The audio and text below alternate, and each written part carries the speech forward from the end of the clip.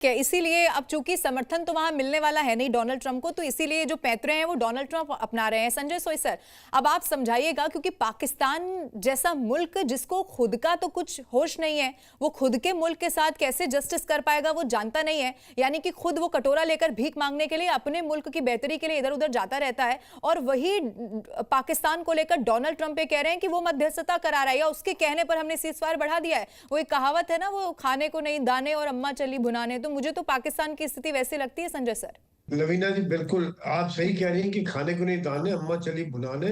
बिल्कुल सही बात है। देखिए, सबसे पहले तो एक सिलेक्शन, जो मीडिएटर, सो कॉल्ड मीडिएटर, वैसे मैसेंजर है, मीडिएटर तो किसी तरह से भी नहीं है, उसका सिलेक्शन ही गलत है। अगर बातचीतें फेल हो रही है, तो अगर एक बातचीत करने के जो आप जहां पर एक जगह चुनते हैं, वो एक कॉमन जगह होनी चाहिए जहाँ दोनों जगहों पक्षों में भरोसा हो। यहाँ पर बिल्कुल ऐसे लग रहा है कि जैसे ट्रम्प कह रहे हैं, आसिफ मुनीर तू उधर जा, तू ईरान जा, तू वहां बात कर, तू सऊदी से बात कर, तू यहाँ बात कर।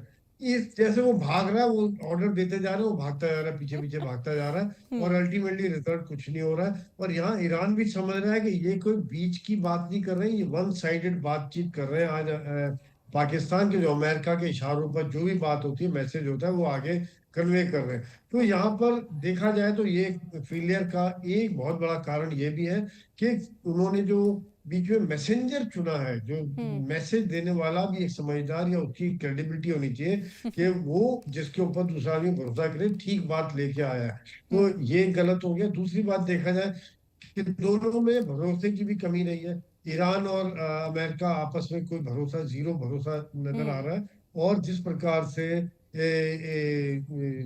अमेरिका, ईरान ने 24 घंटे के लिए हॉर्मुज खोला था, मेरे हिसाब से अमेरिका को तब थोड़ी देर के लिए ब्लॉकेड हटा देना चाहिए था। एक थोड़ा सा एक हिंट हो, थोड़ा सा एक कदम आगे बढ़े, थोड़ा सा एक कदम आगे बढ़े, तब थोड़ी बातचीत आगे होती है, तब थोड़ी सी सीज फायर की बात हो सकती है। लेकिन अगर दोनों ही पक्ष अड़े हुए हैं इस तरह से, वो अगले दिन वो नहीं बंद करती, तो फिर बातचीत आगे नहीं बढ़ सकती। तो जैसे ग्रुप कैप्टन देवनाथ ने कहा था कि अमेरिका में ट्रम्प की पॉपुलैरिटी डाउन होती जा रही है। ये भी कारण है कि वो युद्ध अगर करते हैं तो युद्ध के खिलाफ है ज्यादातर लोग। तो एक तो टेक्निकल पॉइंट कांग्रेस ने हो गया, और दूसरा 37 एनबीसी सर्वे के अनुसार 37% अप्रूवल रेटिंग रहेगी खाली, जो सबसे कम है। तो ये सब देखते हुए मुझे लग रहा है कि ट्रम्प को अभी मजबूरी में, क्योंकि देश का प्रेशर, नेटो राइट। का प्रेशर, गल्फ देशों का प्रेशर, सबके प्रेशर में आके उन्होंने सीज फायर आगे बढ़ा, नाम ले लिया पाकिस्तान का। जी।